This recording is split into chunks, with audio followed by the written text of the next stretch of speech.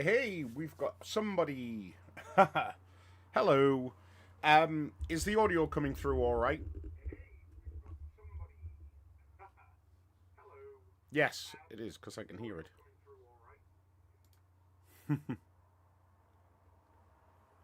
Yeah, we're good, thanks. Back from a very, very tiring weekend. Uh, but nevertheless, very, very good. We are we are knackered.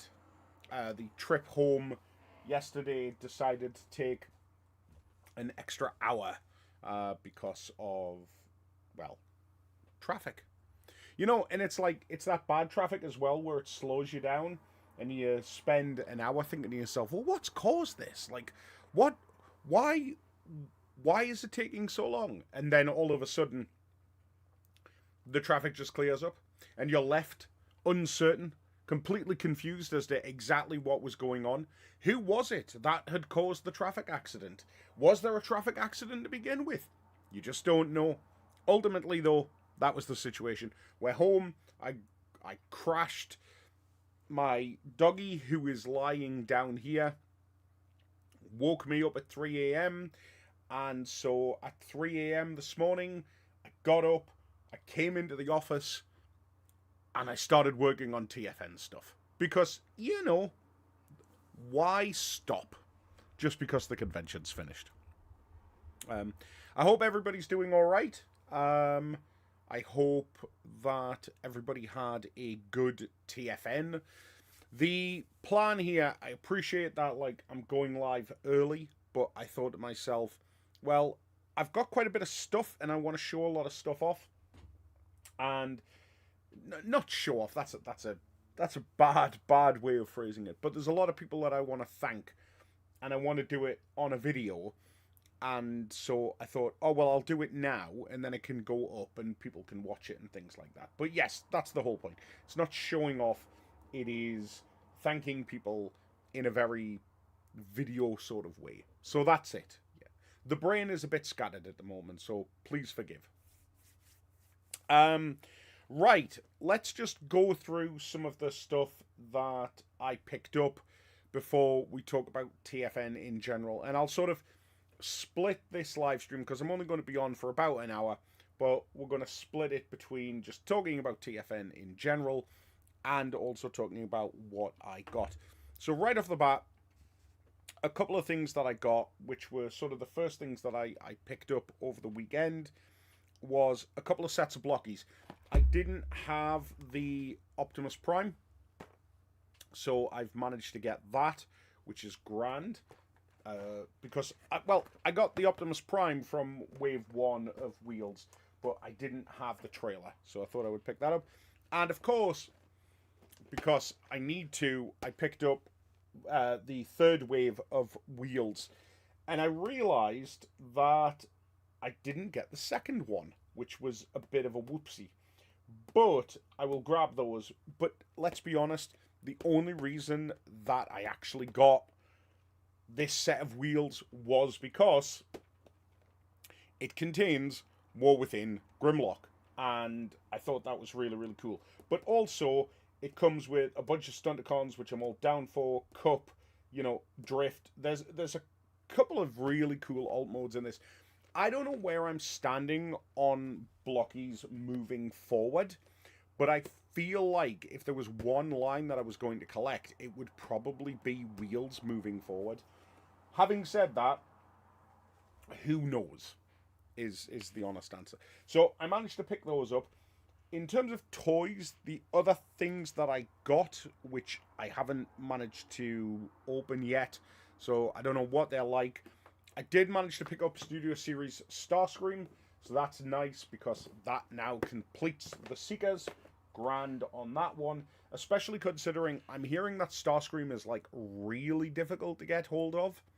I don't know if that's true or not in terms of the US. So I'm hoping it's just a distribution problem and it's not that Hasbro have done a whoopsie. Though I think, am I right in assuming that Starscream is a Walmart exclusive in the US? Which, if it's the case, I always find that to be a little bit crap on Hasbro's part, but I understand the difficulty in having to try and sell the same three toys at retail again and again and again.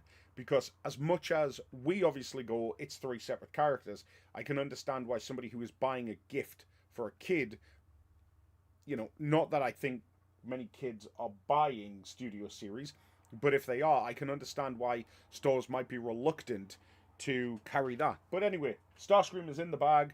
There we go. All I have to do now is wait a year for the Rainmakers. And yeah. And then finally, the other big toy that I got was Onslaught, which I'm very excited for. Obviously, we're still waiting on Swindle. So once I've got Swindle in, we'll have ourselves a full set of Combaticons. But yeah, Onslaught, always been a favourite of mine. Really looking forward to messing around with him. Hey, Mr. Powell, how you doing? So yeah, so I got all of them. The last two I picked up from Kapow. And the only other... Right, so there's a little bit of a saga in terms of the last toy purchase that I'm going to talk about here. And that's because of the fact that during in fact, I think it was during Thu's annual Toy Fu visit, Nick had shown off a Snoopy toy, and I love me some Peanuts, and I was like, I want a transforming Snoopy toy. So I'd messaged Nick ahead of time, pulling rank a little bit maybe, but I'd messaged Nick and said, hey, like, I really want this, I really, really badly want this. Can you hold it for me? And he's like, yeah, sure, no problem. Famous last words. It ended up going out on the table. It got sold. Somebody else got it. I'm happy for them. I didn't get my Snoopy toy. So I was a little bit disappointed, all of that stuff. It is what it is. So Sunday, I'm wandering around, and if anybody was anywhere near the Toy Fu stall all over the weekend, you would know that they were just churning and burning. I mean, it got to a point where on Sunday, they were pulling boxes out, and they managed to find a box full of animated stuff. And literally, they said, can you put an announcement out saying, we have found more animated? I did, and from what I have been told, about 15 minutes after that announcement got put out, the animated stuff was gone. Grace and I were sat at Mr. Carter's desk, which was right next to the main doors. Toy Fu was right at the back of the hall. Well, of course, the speakers were there, which is why I put the announcement out. And I was literally getting people going, where is this stall? Point me towards the animated. And we had that a couple of times. So, animated was a big, big thing. So, yes, but I'll do trips to the dealer hall and things like that. And so it's constant churn and burn. And that's the great thing about Toy Fu, is that you genuinely don't know from one visit to the next what you're going to find. And lo and behold, I'm there, and he's just sitting there. And there's no way that Earthrise Double Dealer was there like 10 minutes beforehand. But he ended up, and bang. I thought, perfect. I didn't pick him up because at the time I was in my haul, I'm only going to pick up based on Marvel Sunbow. But then I was kind of like, actually, that's a bit of a limitation. So yeah, I haven't messed around with him yet. I've heard mixed things, but he's a big chunky bot, and I quite like him. But he does seem to have weak knees, which I am led to believe is a little bit of a problem with that. So yeah, so that sort of concludes the toy portion. It bounces nicely into talking a little bit about Toy Fu, but let's just have a look at the chat. Ray, good to see you. Optimus Primal, hello. Voice is still recovering, but just about alive. Yeah, I know. I'm exactly the same, mate. Exactly the same. Oh, excellent. Raymond is on the videos. I'm looking forward to that, Ray. Thank you very much. So yeah, let's talk a little bit about TFN in general. So Grace and I got down there on the Wednesday. Now, people might be aware that both Grace and I sort of took a little bit of a step back this year. and we have been, you know, it allowed us and afforded us the opportunity to do some unique stuff. We went around, we talked to people, got some interviews, which are really, really cool. But it was a very interesting convention because it's the first time that I've had like a lot of free time and actually got to spend a lot of time in the dealer room and actually spending a lot of time with some of the guests. But yes, anyway, so we got there on Wednesday, and right away we were met by Jake and Anna. Now, if you know Jake and Anna, you obviously love Jake and Anna because it's Anna's birthday today as well. So happy birthday, Anna. If you end up watching this, though, I suspect if you're home, you'll already be fast asleep. But never mind. Happy birthday. Um, Jake and Anna were all weekend sat in the bar, pretty much doing the toy food collection drive. And from what I understand, we're driving Andy from Toy Foo absolutely mad because they were just bringing boxes upon boxes upon boxes. I mean, this is how much of a system Jake had locked in, was that was he, he was literally um like he literally set up stall in the bar and he had a sign basically saying Toy Foo collection point. So, you know, this wasn't some fly by the seat operation that I put together the year before. He was dead set on this, and you know, it worked out incredibly well. Incredibly well. There was so much positivity and kindness being shown, so much stuff given over um, to the Toy Foo team. And yeah, it was wonderful. Like, it really, really was. So I was very, very impressed, very, very happy with that. Um, but Jake and Anna are famously two of the most generous people in the world, and they gave me some stuff, and I wanted to say thank you to them. So the first thing, which is A Star Saber 39, the first thing which uh, they didn't give me this, somebody else got this, and I was like, oh, I want one of them. Is a and again, bear in mind, Jake and Anna live in China, so that will explain a lot of this. Um, they got me a Transformers the movie 40th anniversary sticker set of basically what is film reels. Let me just crack this open here. And this is so cool. I don't know what I'm going to do with them. I almost feel like I don't want to do anything with them. But I am wrecking the box trying to open it, so that's bad. It's not mint anymore.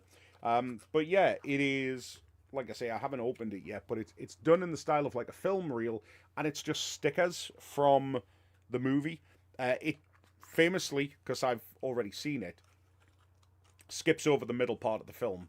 It literally just goes from Attack on Autobot City straight to the final battle with Unicron. But yes, so I knew Jake and Anna had something for us. I didn't know what it was. My wife got a Transformers uh, a Transformers Loungefly bag. My wife is a big Disney fan. She loves collecting Loungefly bags. We have a wall of Loungefly bags in the other room. The only Loungefly bag that I own is a Kingdom Hearts one, but they bought her a Transformers one. And what was great about it was that it's actually, unlike most Loungefly or the Disney ones she collects, which are like small backpacks, this was like a full-size backpack. So it came in really handy as my wife basically started to carry merch around with her and became a walking billboard for TFN merch. If you've been before, you know that my wife heads up the merch team. She'd done an awful lot of stuff beforehand, but she couldn't be on the desk this year. She'll be back next year. But yeah, so she had the bag, she had the teddy bears hanging out and all of that stuff, and it just looked really cute and really wholesome, and I really, really liked it. So yeah, so they got me, so they gave me one of these film reels, after I said, "Oh, that's cool," and he was like, "Yeah, I've got a spare one." I was like, "Hey," but the thing that he got me, which I didn't know about, and I should have realized when the package was handed to me.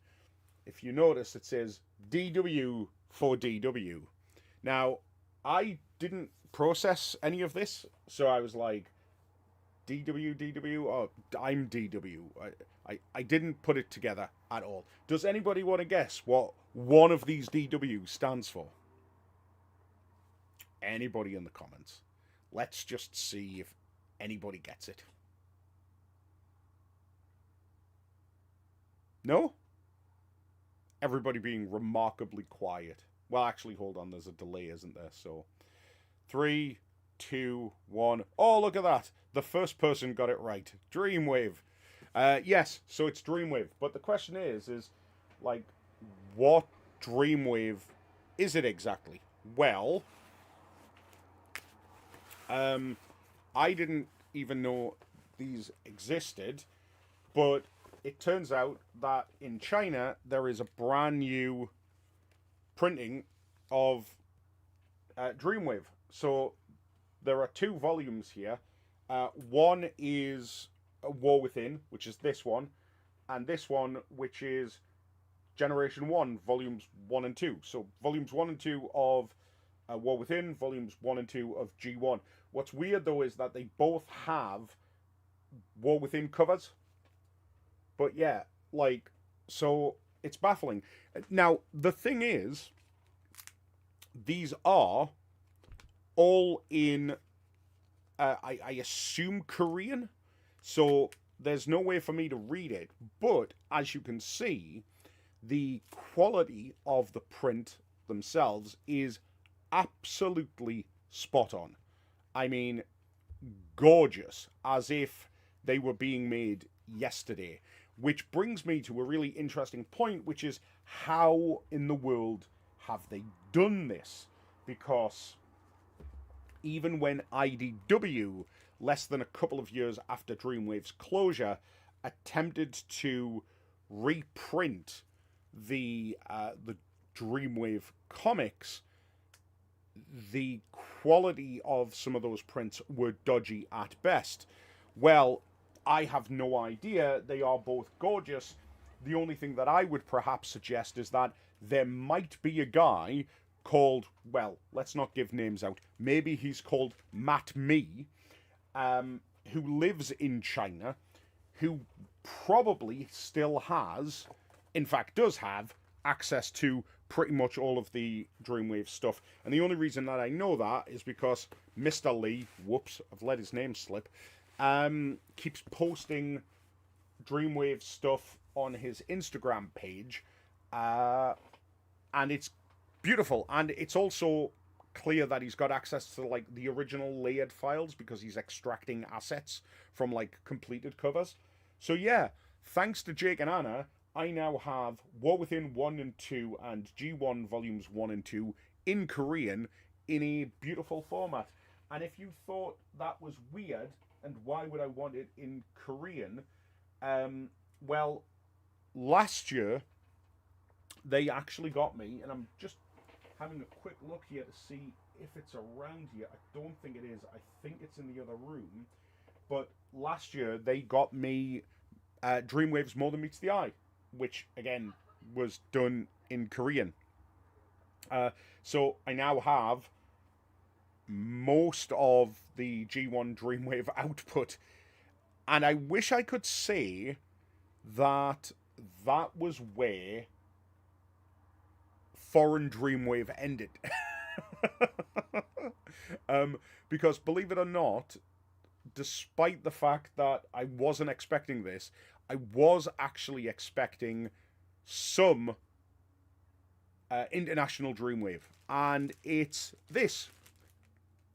And this comes thanks to Jason Murray, who comes every single year and is an absolute star. He travels every year from Australia to TFN, and these are Generation 1, Volume 1, as it was distributed and released in Australia. So how they did it, it was done in digest format, and it was printed by uh, Smash Hits. No, no, hold on a second. Who was the? Who was the? Oh, Otter Press. That's right. So it was Otter Press, and they did it in 3 volumes. So yeah, so each volume is 2 issues, and as far as we can gather, that was all of the Dreamwave that was printed. But he got me these. He found them on Australian eBay. Yes, at one point I was looking at foreign eBays, looking for Dreamwave.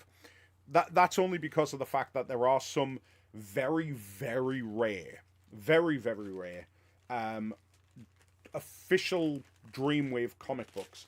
These were books that weren't released to the general public. These were like special staff and special event comics and stuff.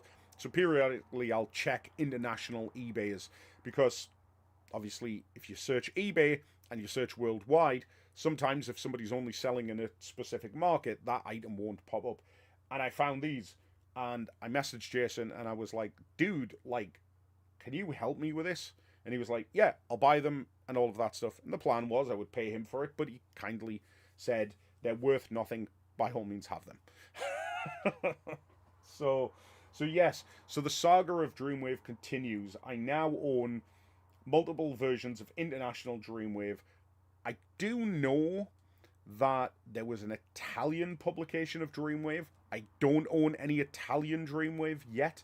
I say the word yet, and I think that perhaps tells you where my brain is going. But yes, so we have Korean Dreamwave, we have Australian Dreamwave, we have a full set of published US Dreamwave.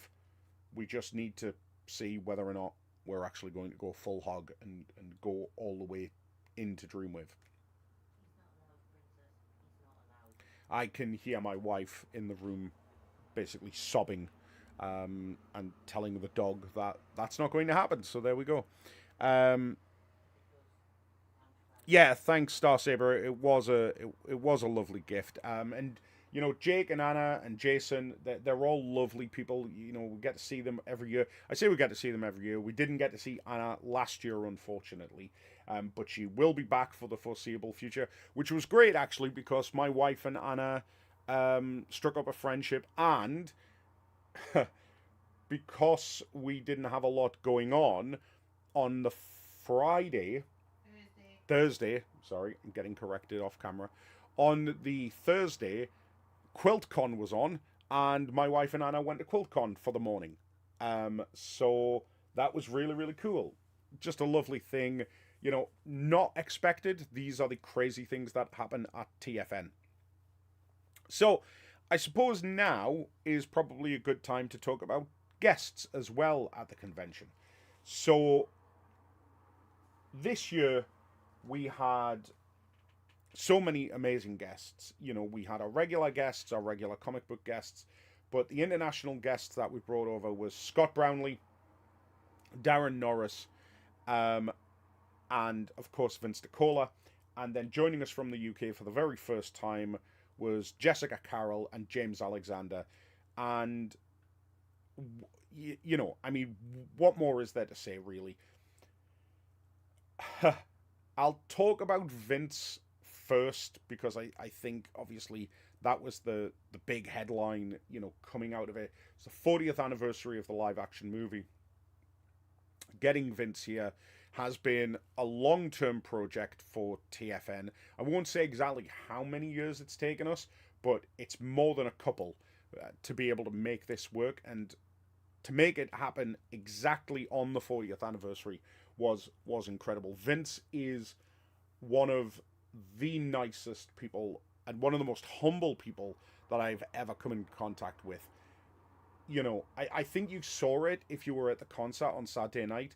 The singer that he had, again, who we brought over, Jadelle, was absolutely wonderful. And I thought one of the most charming moments of the entire weekend was seeing Jadel trying to give Vince his moment in the spotlight at the end of the concert, and Vince basically sort of like demanding that Jadel like shared the stage with him. And I think that just goes to show just like how humble Vince is. He was absolutely lovely. Both him and his wife Beth, Peter, his manager who was there, and his friends, the all of them were absolutely lovely. And that concert, man. So if you were at ClubCon, you would know that we had to clear everybody out because we had to make some minor alterations to the uh, show. But at one point, we had to do a sound check, and we're coming and going and things like that, not really paying much attention. You want to save it for the end, but they start playing Day, and it's literally there's a handful of us in the room, and Vince starts playing Day. Your ear immediately picks up. Jadel starts singing, and Jadel, he's singing it, but he's not like fully going for it. They're warming up basically, and this was the moment when I sort of knew that the night was going to be incredible. Was I just started crying. Like I just started sobbing at Jadel's vocals, even though, like I say, he wasn't giving his full oomph to it yet, and Vince just playing it. Vince made a comment during the concert which absolutely made me laugh, which was, he said, I'm 68 and I shouldn't be playing this. And I brought this up with a panel on him on Sunday. And I said, you said that, but not only did you play it flawlessly, but most of the time you had your eyes closed. It was what an experience to get that, and to get some of the Rocky 4 soundtrack in there, which is my favorite Rocky movie. It's not really a movie, it's just a spliced collection of music videos, but what a set of music videos. He was wonderful.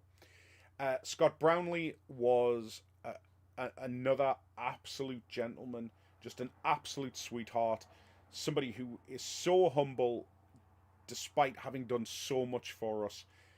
He was absolutely lovely to talk to every single time. Him and his son Penn, who came along as well. Yeah, words cannot express just how nice he was. Darren Norris, what a fireball Darren Norris is. He was the one guest, actually, that I didn't get to spend as much time with as I would have liked. Our paths just didn't really cross all of that much, but every single interaction that I had with him was warm, was charming, was playful, and the energy he brought to the script reading was fantastic. I love the fact that when he got on stage, he staked his claim and basically said, I am going to ad-lib. I am going to make jokes. And, I've spoken to Gav Spence, TRDQ on YouTube. I've spoken to him about the script, and, I read the script beforehand. I didn't really... It's all Gav, really, minus a few small edits here and there. Other than that, it's entirely Gav's work. And Gav said, yeah, like, I put one rude joke in there, but the thing was, as soon as you made that one rude joke, the floodgates just opened. And, by the end of that script reading, it was hilarious. People had been saying it was the best script reading that we've had in years. I made the joke that, well, somebody said it's the best script reading we've had in years. I won't say who it was, but they are here on YouTube. And I said, oh, well, it was all Gav. And they went, oh, well, it was better than last year's. Who did last year's? And I said, well, that was Gav and me. And this person, without missing a blink, just turned around and said, well, we know where the weak link is then. So there we go. I am leaving it to better people to write the script. But yeah, it was lots and lots of fun. Everybody seemed to thoroughly enjoy it. And then we come to our Cyberworld guests, so Jessica Carroll and James Alexander. Now, James actually had come to TFN Birmingham last year. It was the first time we met him. He just came. He lives in the Birmingham area, so he came over for the day, and we got to hang out with him. And he seemed like a very lovely guy, and we were like, okay, great. And at that point, I had not watched Cyberworld. I think I've pointed out a few times that I was getting annoyed by the way Cyberworld was being uh, released, because in their desperate attempt to get like a 12-minute video for the YouTube algorithm, they were basically bolting on the new episode and then the old episodes. And when it's coming out once a week and the episodes are only like 5 minutes, I was struggling to keep track. So I sort of dropped Cyberworld.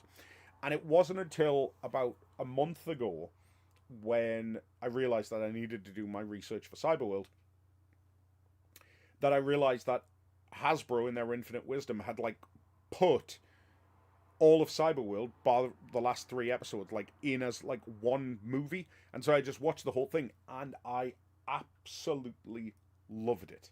I've been saying for a long time that they need to do something a bit different with Transformers. That, you know, I would love a complete reinvention, but I know we're not going to get that. But I was like, okay, well, what can you do? And Cyberworld is basically the show that I wanted and didn't know existed. It does things differently. The characters are similar but different. There are interesting spins. Ali, who is the showrunner, producer, was also there on Saturday. You might have seen him behind James and Jessica.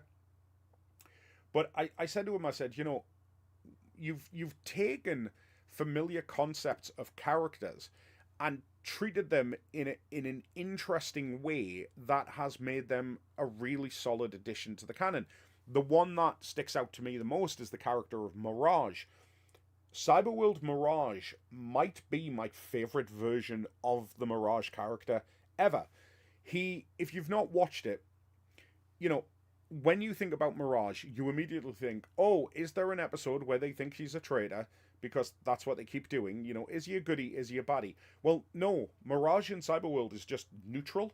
So, like, from one episode to the other, he'll either be hanging out with the good guys or he'll be hanging out with the bad guys. And they kind of just accept the fact that, like, this is who Mirage is.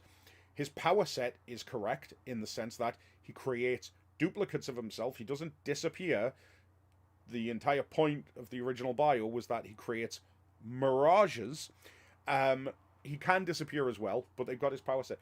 But why is Mirage constantly bouncing backwards and forwards between the goodies and the baddies? Because ultimately he's got like one goal, and his goal is to get back to Cybertron.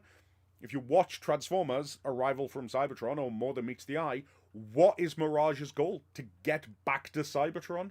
So again, it's like taking these characters and treating them in a unique way, where you just take the building blocks of them and just reassemble them in a different way. My only regret is that the Mirage toy is not available.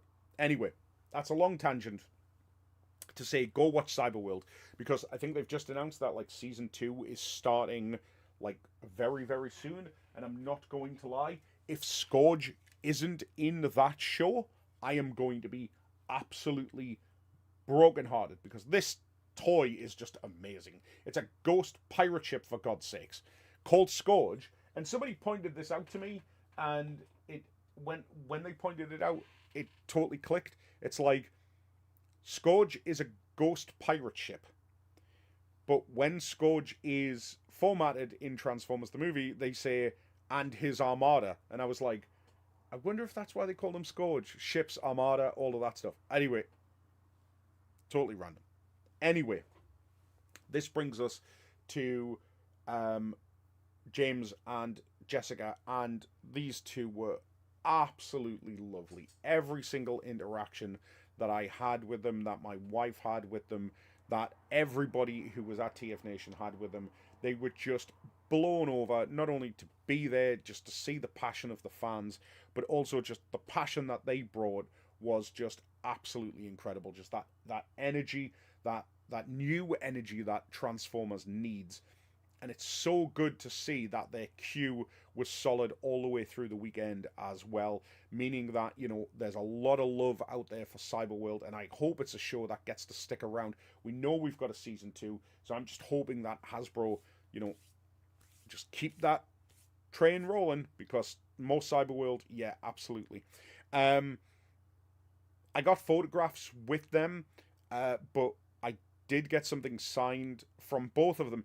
And the first thing that I got was we were walking away, and James Alexander was like, "Do you have a Snarl toy?"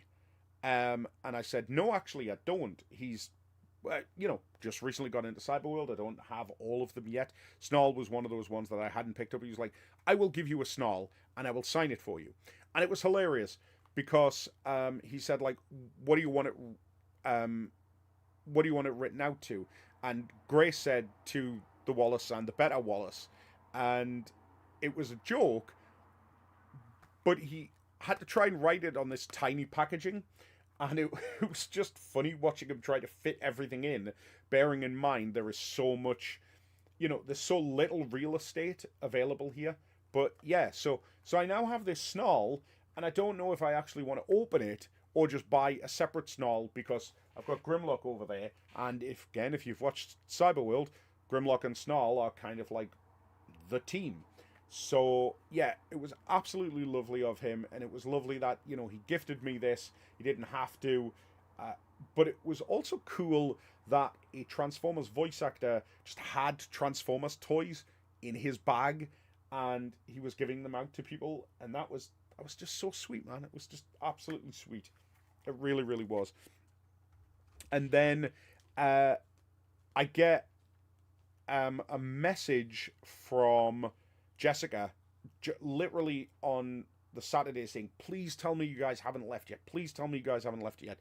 I didn't pick it up until a couple of hours later, but as we were walking out from breakfast, we bumped into her, and she was like, "Oh, I'm so glad I found you, because I want to give you both one of these." And this is the print that was put together by the one, the only Mr. Ed Perry for TFN 2026. He did two. The other one, no, sorry, he did three rather. He did a combined shot here of the two of them, and then these were individually spliced up to make the individual prints. I wish I'd picked up the Megatron one actually as well. But yeah, and it was just lovely, both of them personalized to both my wife and I, from Jessica, and they were just the best. They were so lovely, and it's so good that we've got Transformers voice actors in the UK.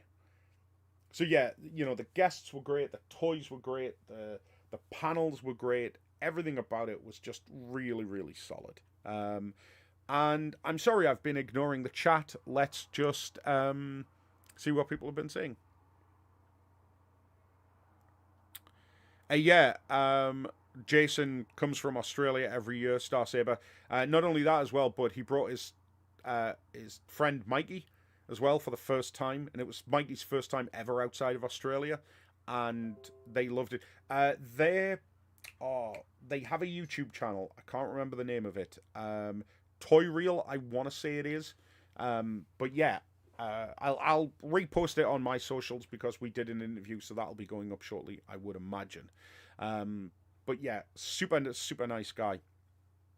The Dakota concert was absolutely insane. He and Jadelle were incredible. They really were. I mean, you don't like to compare like apples to oranges. What Stan did and what Vince did were very different. Yes, they were both music concerts and stuff, but the setup was, we talked for such a long time about whether it was going to be a standing or a sitting. And what I loved about the sitting format was the fact that you could look around and you could see people's faces. When you're standing up and you're moving constantly and stuff, you don't get that. But just to see the joy on people's faces. We have a video, and I can't wait for TFN to share it. It is genuinely one of the most goosebump inspiring videos that I have seen. And my wife would be remiss if I didn't say that. Yeah, when I watched it yesterday night, when I was pulling the videos out, I cried again. Like, you know, I didn't cry. There was onions in my eye. But yeah, what a performance! And I wish Jadel had been able to stick around on Sunday to get the flowers that he deserved as well. Because what a voice, man!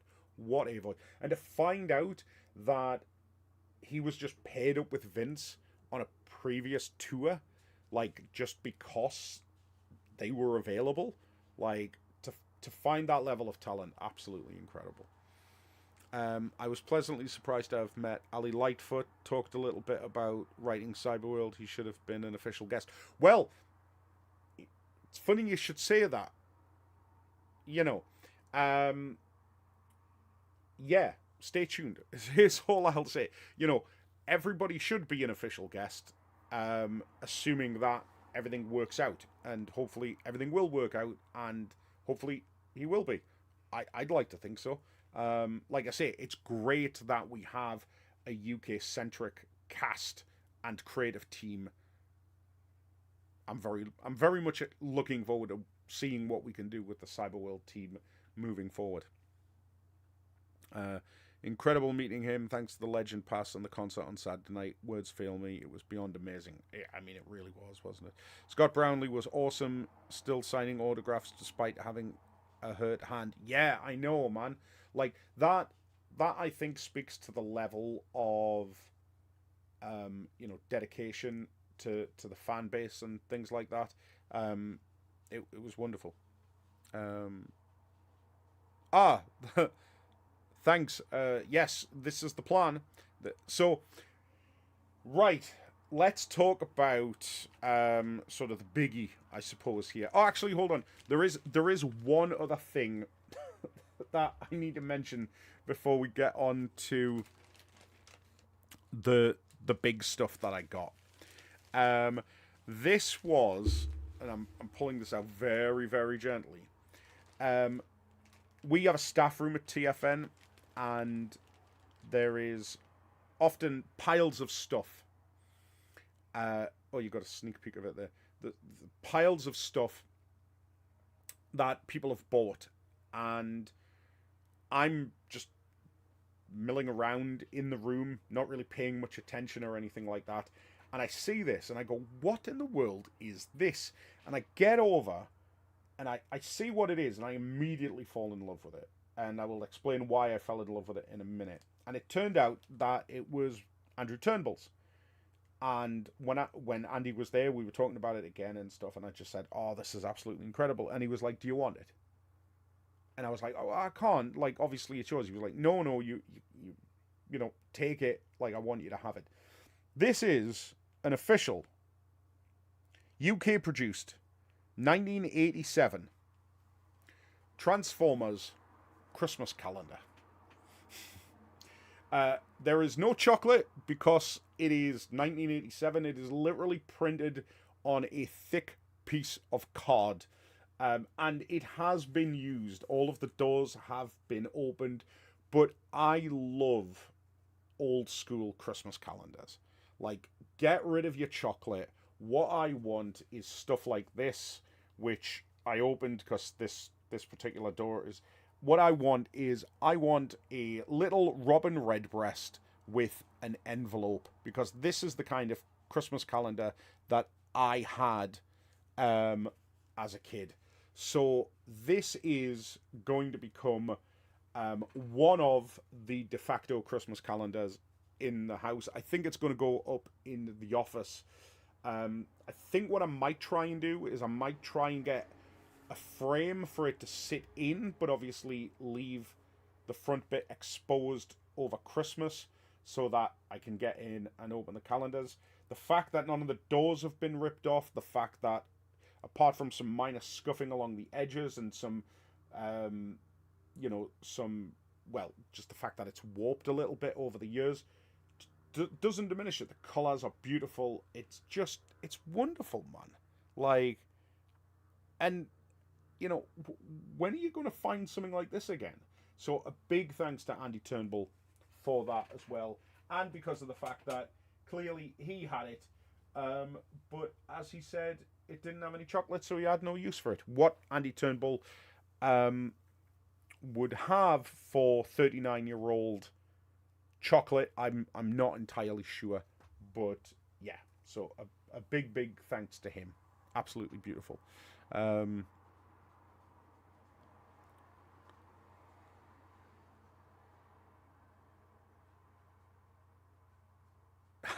yeah, everybody loves the Christmas calendar. Right. Okay. Let's uh let's talk about the biggie then, shall we? The well, actually, the biggie comes in three forms, but I'm going to um and I need to figure out which one of these it's in. So it's in here. Um. So there's a couple of things. Let me just let me just pull this out. Right. First thing. This was Transformers the show did their Toifu 24-hour marathon, which had a whole load of um, auction items, and one of the items that was on there was Dave Cousins' original artwork for the TFN 2025 movie poster that he did for us. Not only does it contain the inks, but it also contains the rough pencils as well.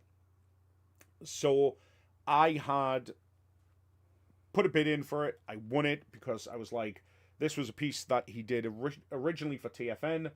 You might have seen the piece that he did for us this year for the 86 movie. He has given me first refusal on that. You won't be getting it. And yeah, this is just absolutely beautiful. So I was glad that I had this and that this remains in the clutches of TFN, even though they're technically my clutches. But Mr. Turnbull always says, buy more artwork. So I've bought more artwork. Oh, incidentally, this is a print of. This isn't the actual, but this is the print that Dave Cousins did for us this year, which is absolutely beautiful, based on the Japanese poster for The Empire Strikes Back. So if we did Transformers 1 based on Episode 1, and we did Transformers the movie based on Empire Strikes Back, you may see a pattern forming, and I wonder if there is a movie anniversary coming up next year. So there was that. Then there was another piece. Now, just to give you a bit of background here, Dave Cousins, if you don't know, he was at the Forge. He's an absolutely wonderful human being, but he and he also has just gotten the interior for the brand new Thundercats comic coming from Dynamite.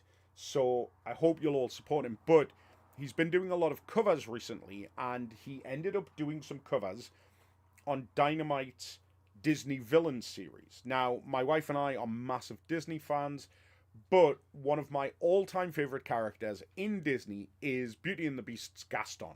All right? I've always said that I like the guy right from the offset because he has that amazing line right at the beginning when he takes the book out of Belle's hand and he says, "How can you read this? There's no pictures." And I'm like, I like comic books, therefore I like this guy. Also as well, Gaston was absolutely well within his rights to do what he did. I will hear no argument over it. Anyway, Dave ended up doing some covers, and I thought to myself, you know what?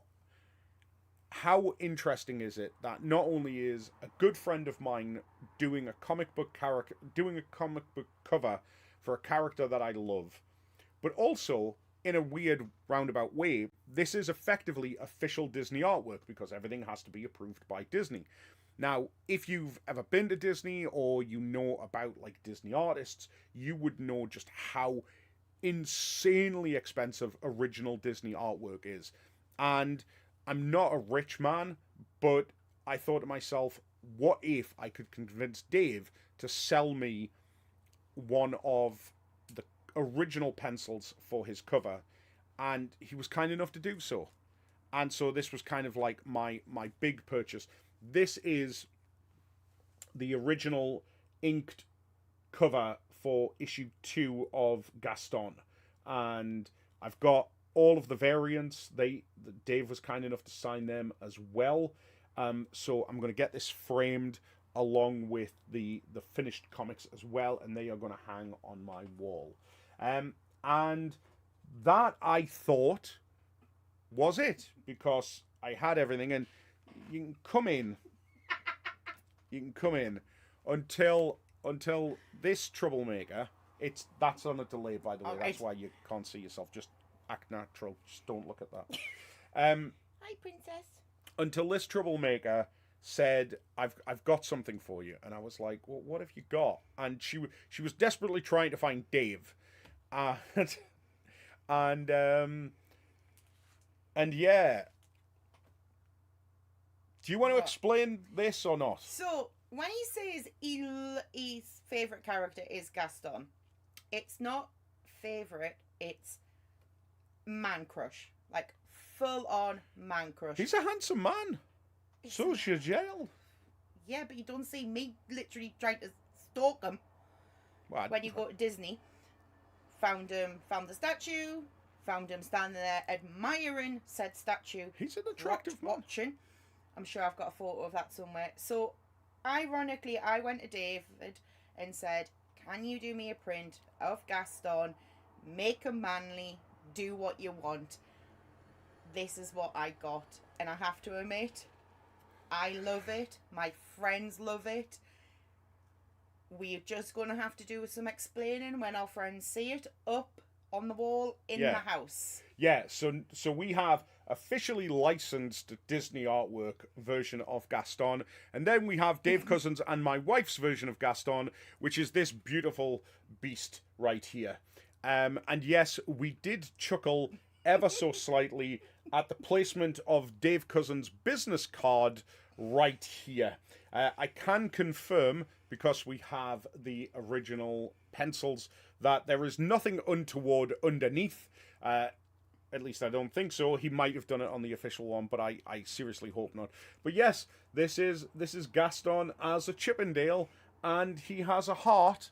He has he has a DW in a heart. So yeah, I don't know where this is going. I don't know where in the house we're going to be able to put this without having to explain it. Like, you know, somebody comes in to fix the toilet or something, and it's like, oh, please ignore it.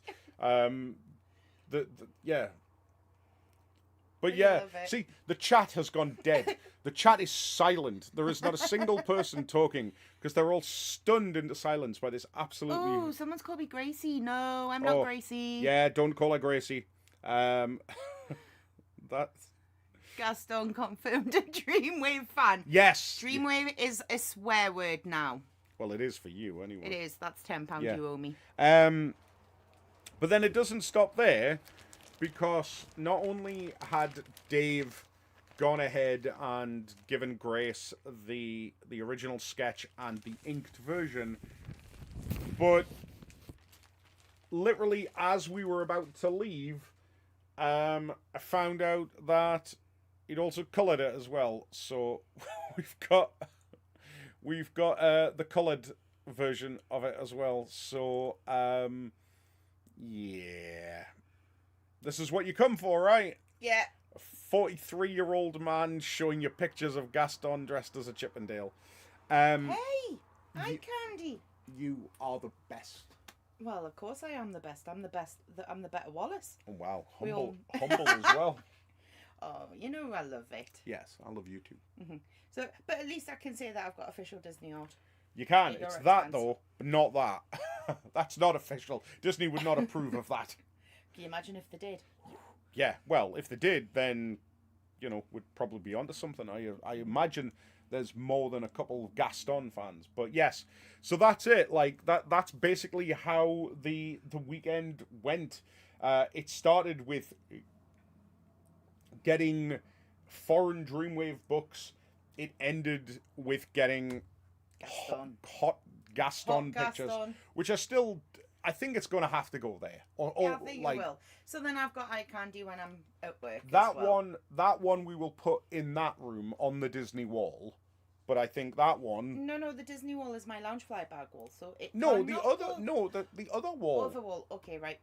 Yeah, You need to specify. don't worry. I'm not going to take the lounge fly bags away from you. If he does, there's hell on. Yeah. There might be a TFN with black eyes. You didn't hear it from me. Yes. So there we go. So yes, there we go. Mm-hmm. That was TFN. Did you enjoy yourself? I did. Yeah. I did. I stood in queues, and people praised me for standing in queues. What Yeah, else did I do? thought that was quite interesting, wasn't it? Because you were there was friends of ours who came on Sunday, and Andy has two kids who he brings along with him who are both big Transformers fans. He's obviously brought them up right, and I went on the hunt for BotBots for her, and I found BotBots. You found BotBots, which it turned out Toy Food just had in a cupboard. So that was funny actually. They came or they arrived towards the end of Big Joe's panel, who was the toy designer who we had there. He did a panel on Sunday morning, and one of the things he was talking about was BotBots. So they came in, and as soon as his kids found out that BotBots existed, they wanted BotBots. Toy Food was able to hook them up. But you stood in queue for basically an hour for Nick. Yeah. And I remember like people like asking like, why are you standing in a queue? And it's like, well, because just because we're staff doesn't mean that the rules don't apply to us. Mm-hmm. And I think there was quite a few people like shocked by that. But then there was that lovely woman who comes around every year with tubs of cookies, and it's one of my it's one of my like sorry. Oh yes. Yeah. She did lemon drizzle. Yeah, and lemon drizzle cake. One of my favorite things of the entire weekend is just random stranger comes up to you with a plastic box full of food. Nobody bats an eye. They're like, yeah, I'll have that. Mm-hmm. Apparently they were the best cookies ever, and that is from a 7-year-old. They were nice cookies, yeah. Mm-hmm. But you did that. I even did plies in ballet positions in Nick Roach's queue while we were waiting just to entertain ourselves. Just I didn't do the pirouettes because that would have been an accident waiting to happen. Yeah, don't hurt yourself or anything like that. What else did I enjoy? But of course you did see the health and safety video, so you would know what to do. Yes, I do. It was different being on the other side of merch. Mm-hmm. Going back there next year. Going back. Did you not enjoy interviewing people? Joe Powell.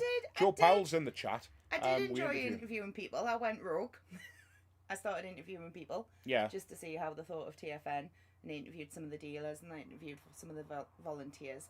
So you'll get to see them at a later date, those videos, because it's a good way of getting more people into volunteering and seeing why we volunteer, because that's something that you need to understand, that why we ended up volunteering. Yeah. Well, I didn't volunteer. I was there at the inception. Yeah. So were you. I got defaulted in from a wedding. Yeah, that's true. But I think it was in the wedding, when I married you, on the piece of paper it said, and you now do TFN. Yeah, but you have the joy of the significant other role, which is that you like to come and you like to spend time there, but you hate Transformers. Well, hate's a strong word.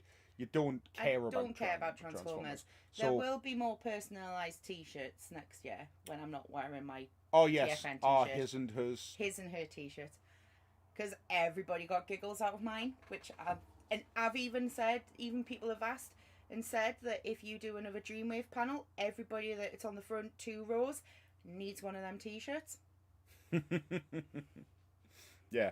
Well, I don't want to hear any more degrading comments about Dreamwave. Otherwise, I'm going to force you to learn Korean so you can double check these books and make sure that there isn't any significant translation changes. No, please don't do that to me. Please don't do but that then to you'll know Korean. You do TFN logo. TFN. Do you know what? I've been saying Korean the whole time, and it's Mandarin, man. Oh, God, how embarrassing. I do apologise. Absolute fool.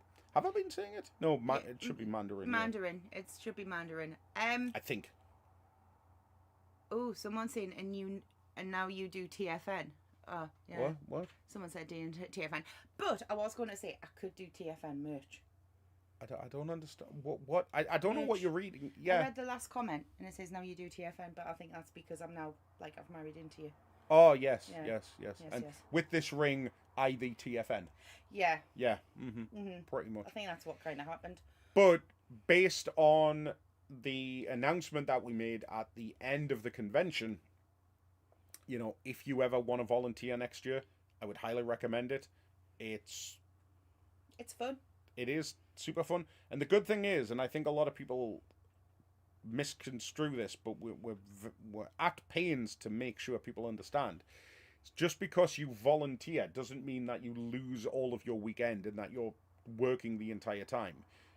You know, I had you can tell us how much you want to work. I had a conversation about somebody about this because he says, "But what about panels?" And I went, "Well, you can opt to work the panel, attend the panel, or I'm not.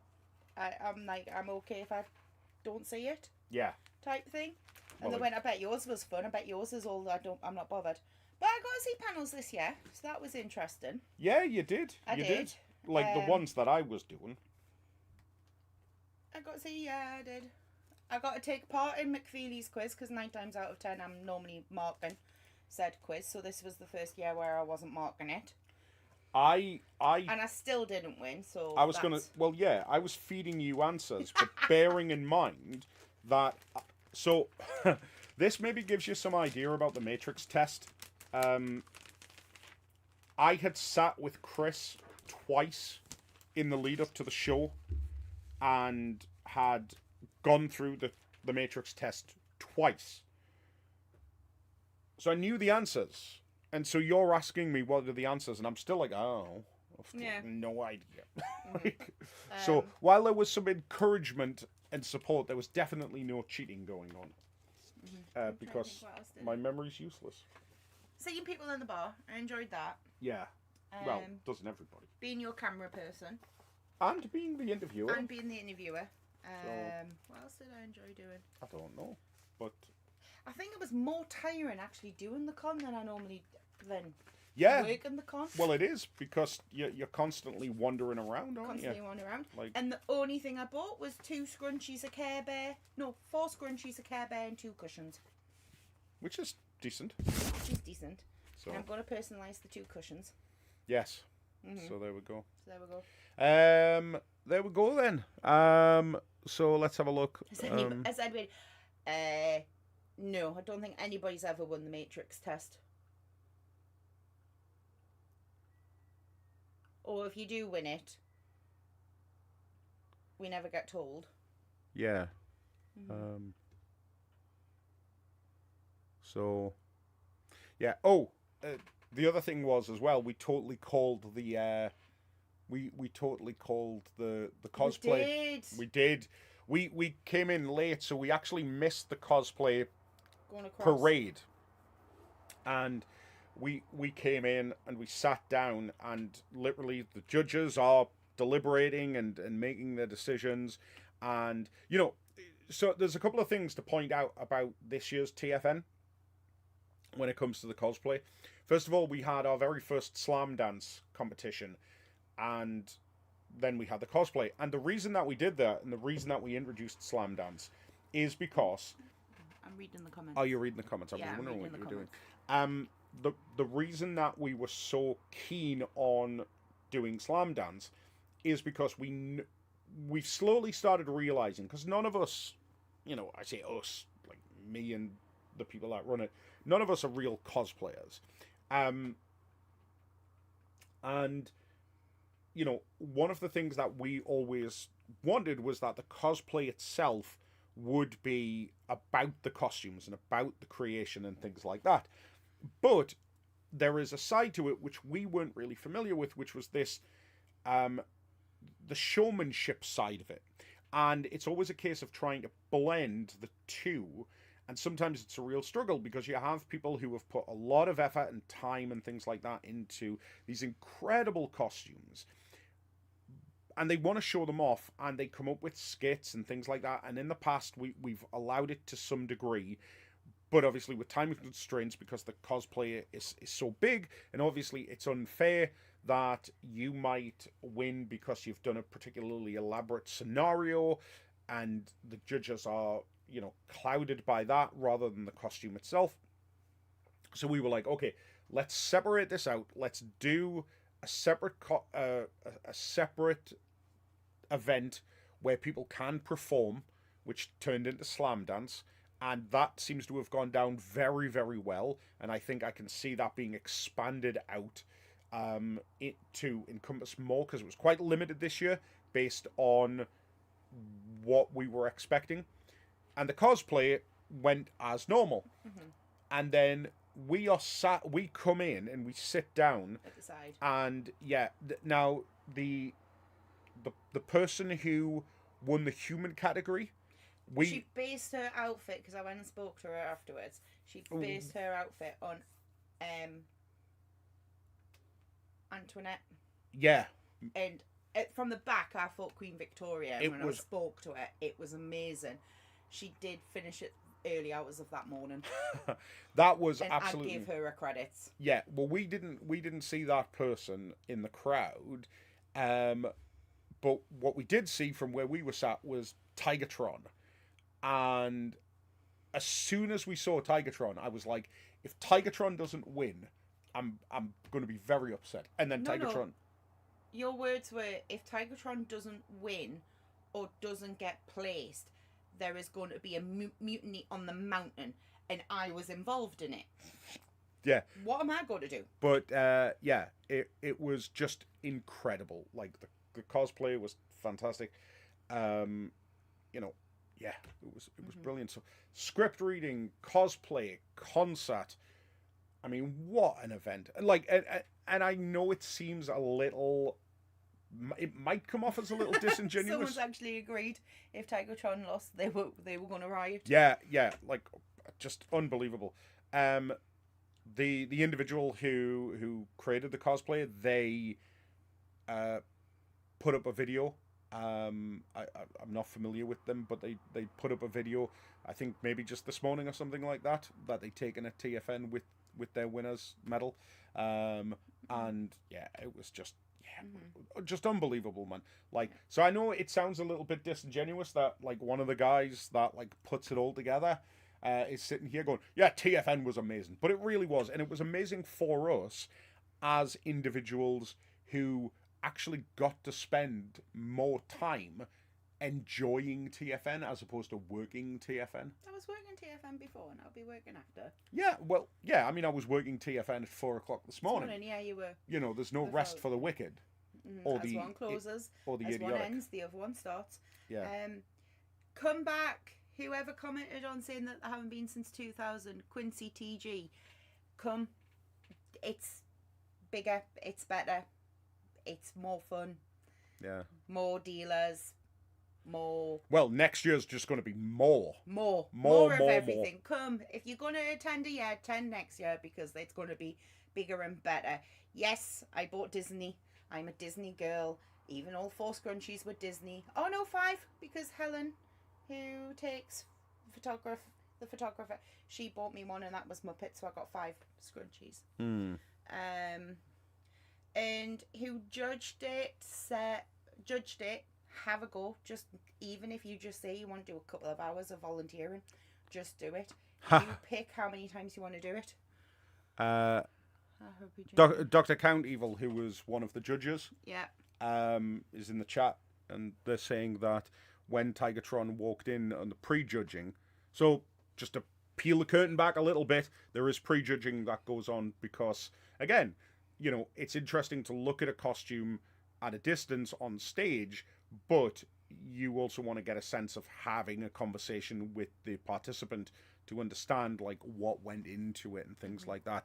And they've said that when Tigatron walked in, everybody gasped at the judges' table. Phenomenal detail up close. Also, yeah, I won't lie. The cosplay competition just gets more and more crazy every single year, and yet what I like about it is that I don't feel like I'll end with this on the cosplay thing.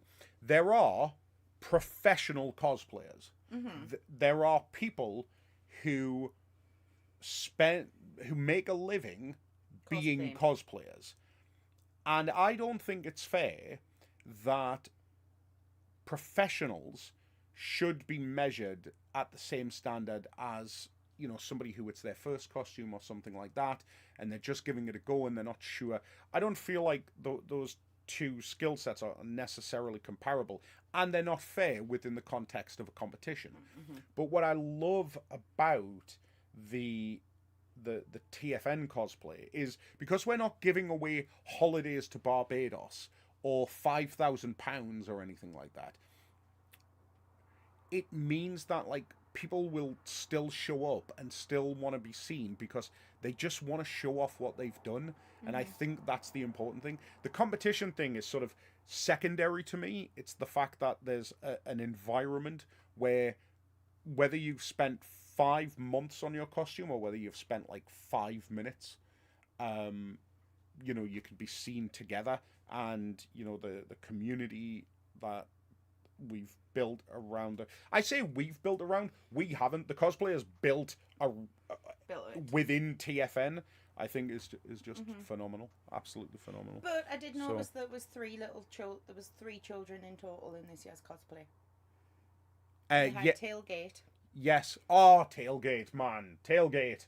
She was adorable. Tailgate's hollow avatar as accurate because it was a baby. Yes. I will say though that you know, we got a little bit of feedback right at the end at ClubCon from Lily, who incidentally has made 2 suggestions, and I'm not confirming or denying whether or not the suggestion made this year will happen, but I would like to see it happen. That would be quite cool. I hope it does happen, because a little one staying up till that time at night when it's our bedtime.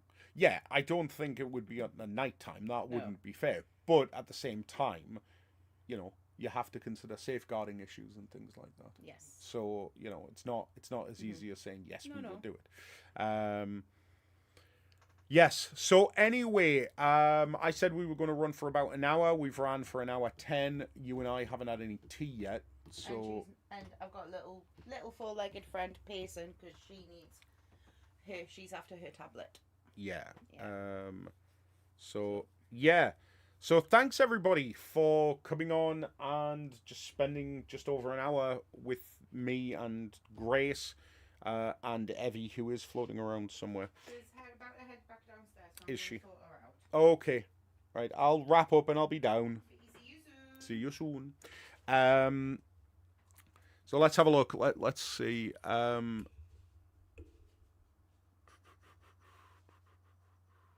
we looking at?